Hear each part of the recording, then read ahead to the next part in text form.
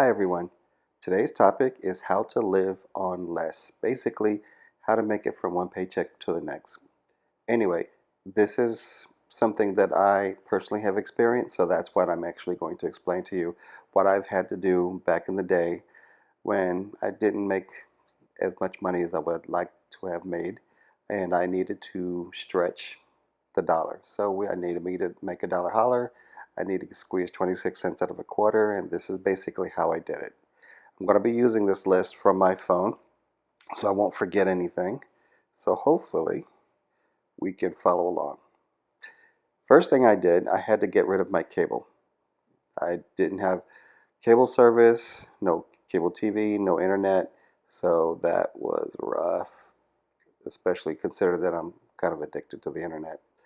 Anyway, so what I did, I had to get an antenna so I could get the local channels. It's not going to kill you not to have cable, trust me. So basically what I did, I had an antenna so I can get the local channels, so at least I wouldn't feel so deprived. The second thing that I did, since I still had a car, I went to McDonald's parking lot so I can tap into their Wi-Fi signal since it was free, and that's how I did it. And when I had a little money, I actually went to the dollar menu and ordered a couple of things so I wouldn't feel like I was stealing. Anyway, so yes, I used the McDonald's um, Wi-Fi. Would I recommend it now? Yeah, people do it now. You got to do what you got to do. The third thing that I did, I went to the public library. And that one actually made sense because when the library was open, I was able to actually get a nice quiet corner and I was able to look at, YouTube videos. I was able to entertain myself that way, check my emails, personal emails, pay my bills online, things like that. So, yeah, so three things. Antenna for your channels, for your local channels. McDonald's or any fast food that actually has free Wi-Fi. If you have a car, you don't feel like going in and spending money to eat, just kind of park as close as you can and see if you can get their Wi-Fi signal. The third thing that I recommend would be the public library. Public libraries um, are really what I highly recommend because it's quiet, and now at least the one here in Hearst is the signal is very strong, so it's a good idea. You don't have a computer, you can still use the computers at the library. Again, the library is where it's at. Number two, food court. If you happen to be in the mall for whatever reason, just to do some exercise in the air conditioned environment, that's something you can also do. Go to the mall. If it's too hot outside or too cold outside, go to the mall, walk around, kill time. But what I normally used to do when I was hungry, instead of actually buying the food, I sampled everything that they were offering for free. You gotta do what you gotta do. So yes, I sampled everything, and by the time I got down to the last one, I was full. It was all good to go. So there you go. Number 2A was the free samples. Number 2B, just cook at home. Don't be lazy, just cook at home. That's the best thing I could tell you. Just cook at home. That way you don't have to waste gas or transportation fees to get to the mall. There you go. Number 3, since I like to go to the movies, I kind of combined the mall food court thing to fill my belly so I can go to the movies. The matinees are the best way to do it because usually the first showing or maybe before 4 o'clock, depending on your area, the movies are as low as they will go.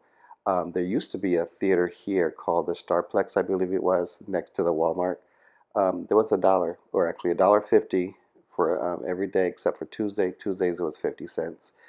Their concession stand, the dollar hot dogs tasted like dollar hot dogs, so I wouldn't recommend it. So again, eat first, go to the movies, matinee, take advantage of the matinee, and you can still, it's the same movie that people pay $15 for when it comes out. Wait 30 days. If it's good, great. If not, then wait 2 months. It's the same movie. Or wait till it comes to broadcast TV with your antenna. Another thing, let's see here. Again, libraries. Sometimes the libraries offer CDs, or sorry, DVDs. I'm dating myself here, or now Blu-ray at this point. You can get movies for free, or they might actually have movie times. Of course, it's family friendly, which is the way it should be. You can go to the movies at the theater. Some places have theater in the park, so you can go to the movies in the park. You never know. Check your entertainment section of the newspaper, which you can see at the library. Let's see, number 4, technology. Well, as you can tell, I have an iPhone, but this was not my first one. My very first smartphone was a refurbished model. It still worked the same. It was still had a good warranty. Sorry, I'm thinking in Spanish. And it worked. You can buy refurbished or open box. People buy things, they can't figure out how to make it work, they take it back, and since the people can't, the stores can't sell it as new, they call it open box. There you go. Number 5, haircuts.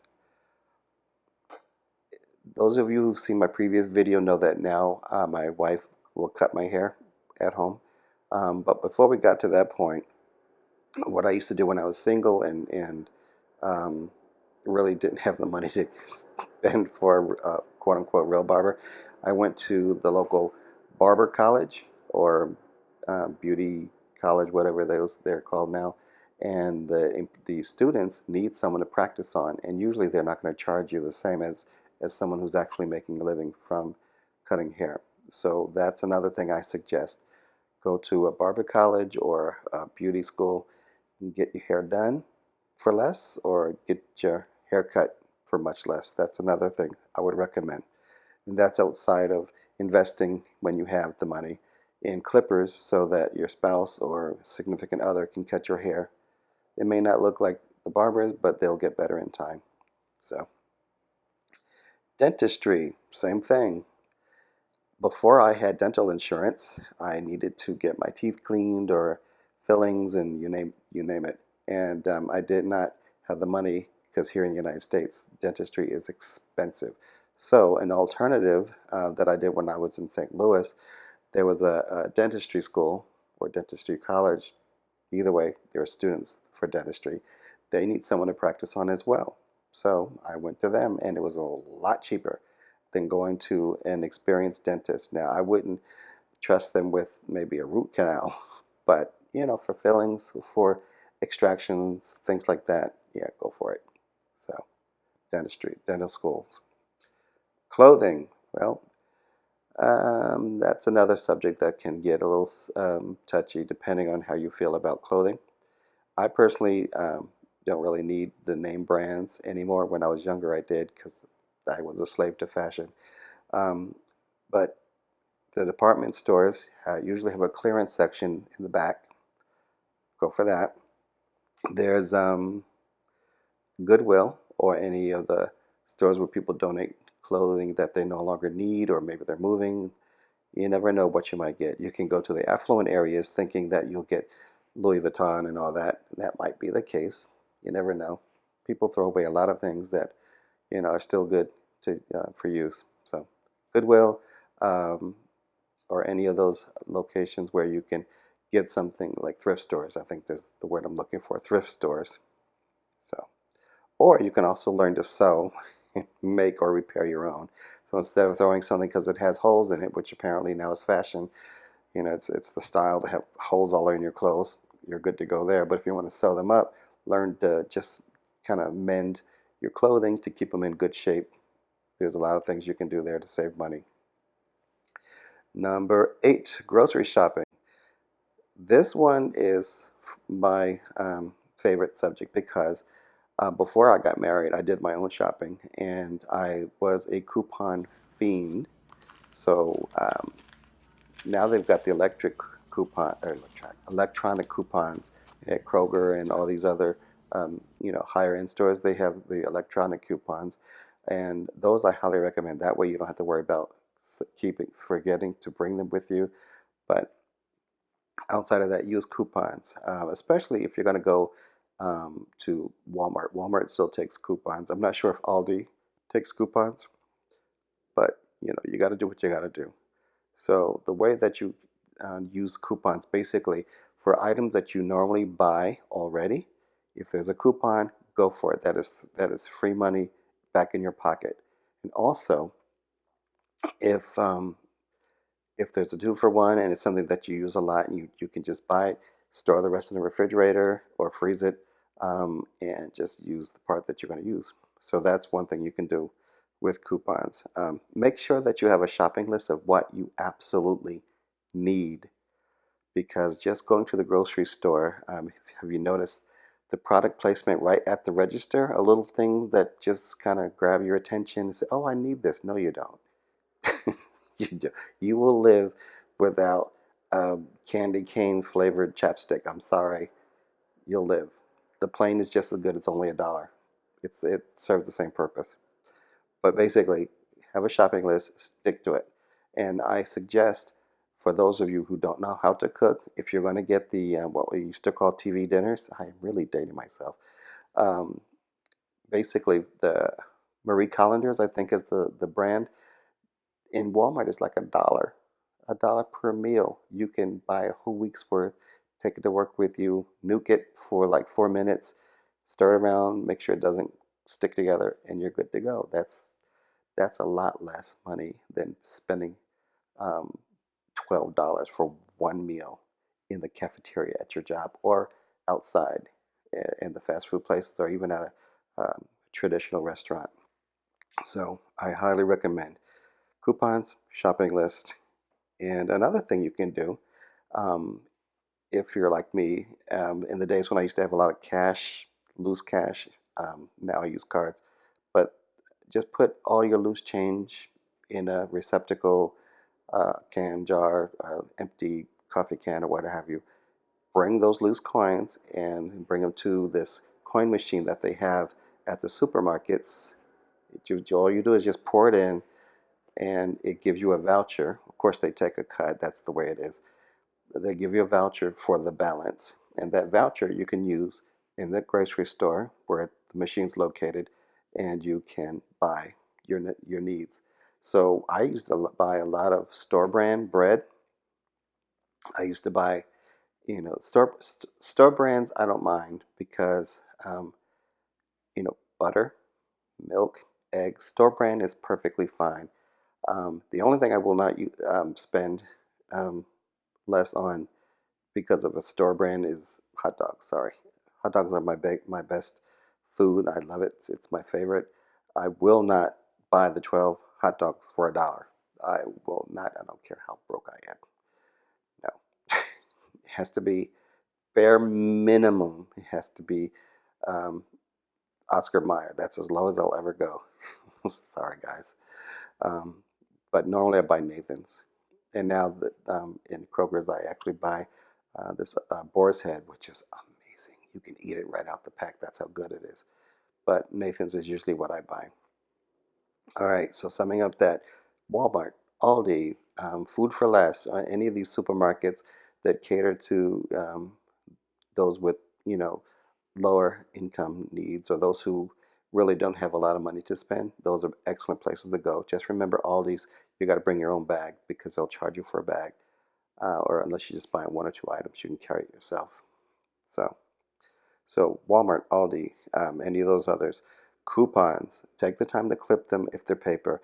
If your store has electronic coupons in an app and you happen to have a smartphone, use those, because basically they give you loyalty points for just shopping there, like Kroger, and also you don't have to worry about remembering to bring the coupons with you. Redeem the loose coins in the machine. That gets your voucher, and that way you can, you know, go grocery shopping for much less. Numero nueve, number 9, apartment living. Okay, roommates. As much as I hated it, sometimes you got to get a roommate. But hopefully you do your background check so you're not having a single white female thing going on with that. That if you saw the movie, Google it.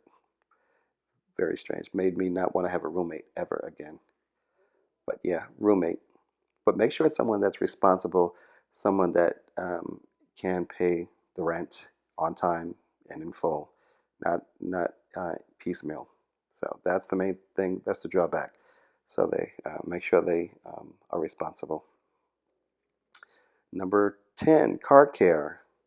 Of course, doing things yourself saves you a ton of money. I have no talent in that respect, so I have to pay someone else to do it.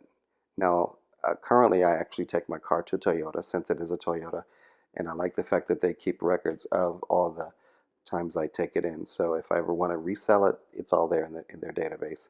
But for those who prefer to save more money, there's Jiffy Lube, or any of these other lube services offer discounts. Usually they send either an email or they still have these paper flyers in the mailbox, so take advantage of that.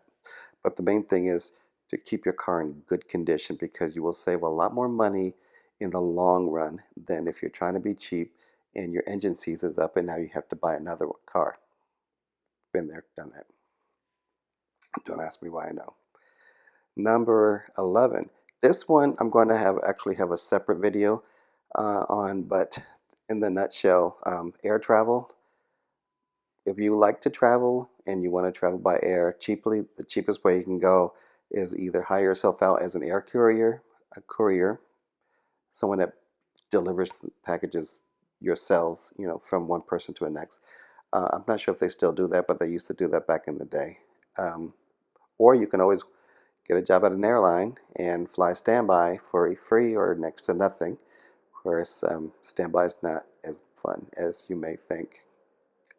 Buddy passes. If you know someone that works for an airline, you can ask if they do give their passes to people.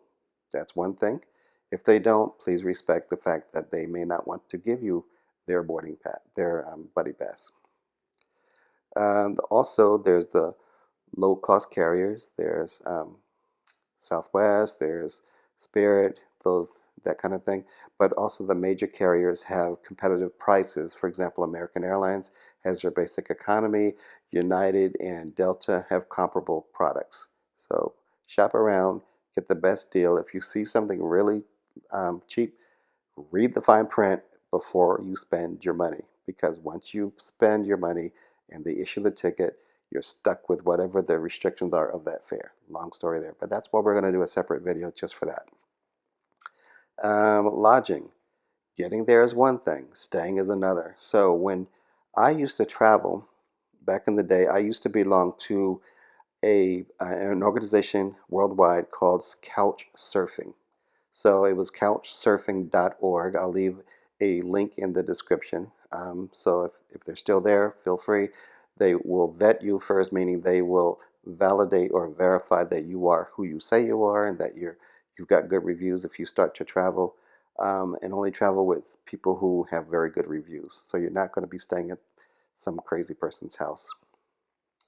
That's one way. That usually is free. They usually don't charge. It's like an interchange. So you stay with them, and then when they come to visit your area, they can stay with you if you have a place for them to stay. Hostels. Do not knock hostels.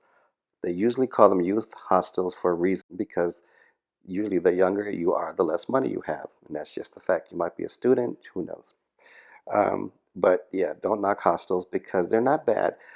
If you don't mind sharing a room with maybe three other people or sharing a public bathroom that's in the same hallway, it's not a bad idea. All you're going to do is sleep there. You're not going to stay there on your vacation. You're going to get out, but they have lockers.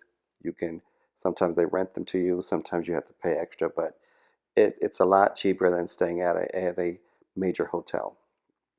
So hostels. I think hostelworld.org or hostelworld.com. I'll look it up and give the link in the description when I upload this. Let's see. Of course, you can always stay at relatives. You can just say, "Oh, cousin so and so, I haven't seen in 3,000 years. However, this is your favorite cousin. Can I stay with you?" Knock yourself out. But I'm sure they would prefer that you do this on a normal basis where you keep in touch with them and not just out of the blue. So staying with families is another option. Just be prepared to um, have to spend time with them. All right. Sorry, my phone's connected. There's always the bus. I've ridden the bus when I flew to Costa Rica, Liberia. I actually stayed in Liberia for a while, stayed at a hostel there. Very nice hostel, by the way.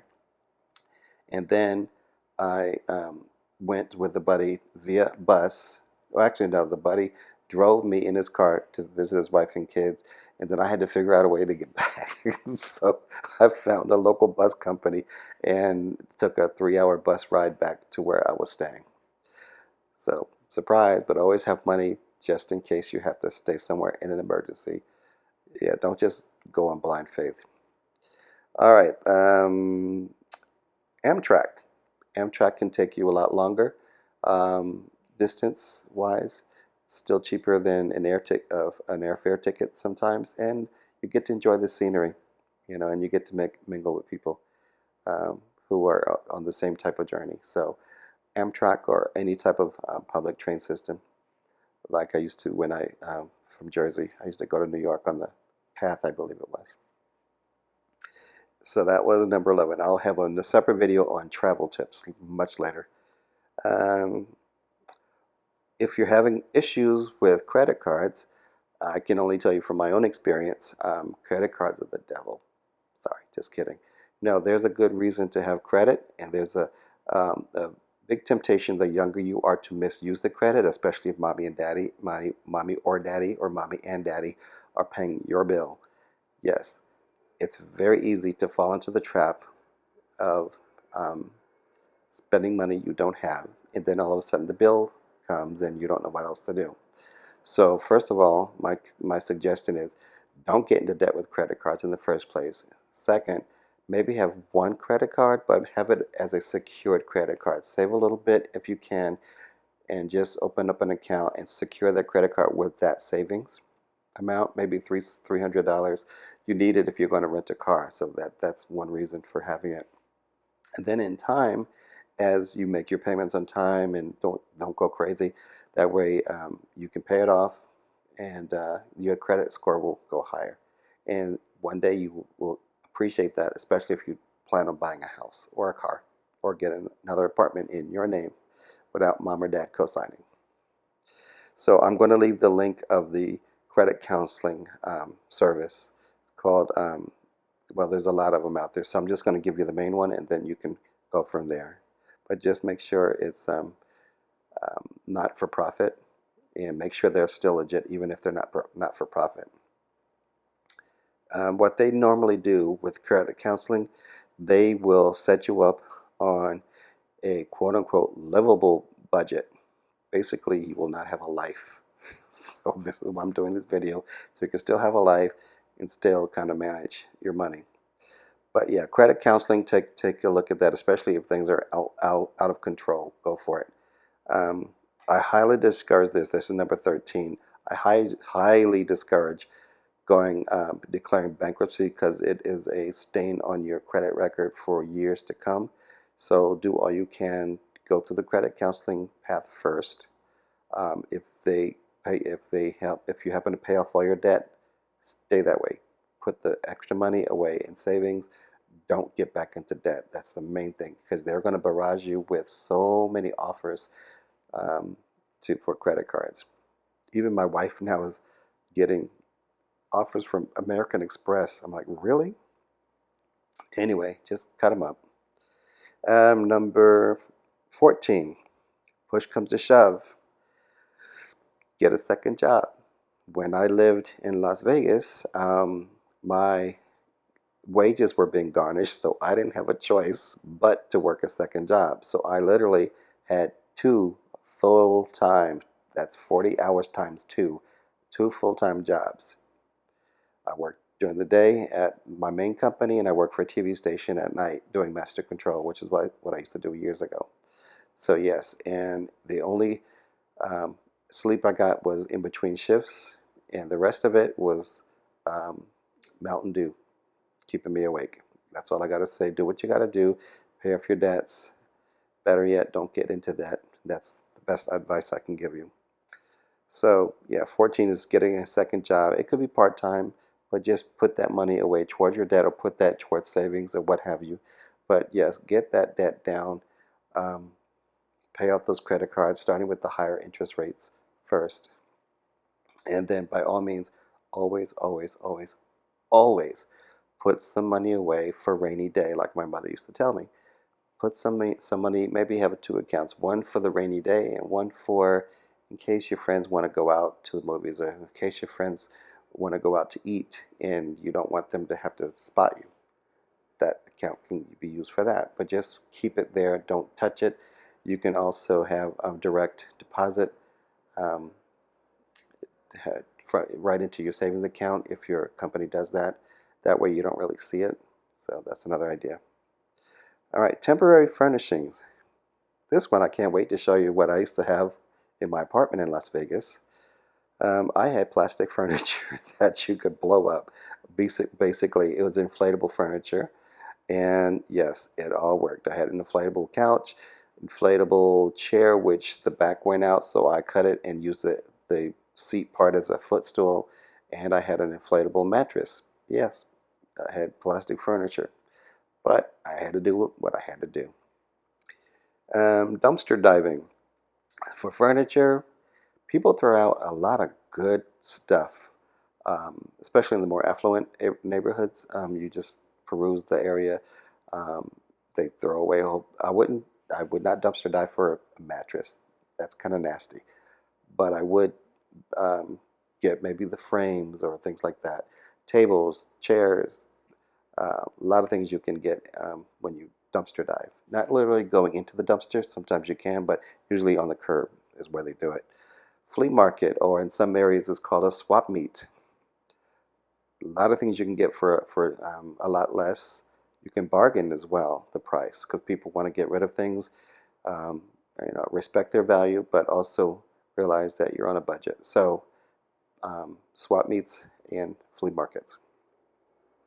Again, Goodwill is another source of temporary furnishings. They supply more than just clothing, but they supply a lot of different things. So they have super Goodwills right where we live. So um, give it a, just give it a quick visit. You'll be amazed at how much you can save, and the quality is very good.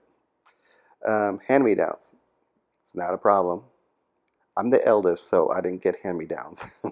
My brother did, but what can I say? He survived. Now his house is way bigger than my apartment, so there you go. Anyway, and storage alternative. So, storage alternative for a friend. When I lived my second time moving here, my second time moving to Texas, I literally had nothing to sit on at all. That's about it.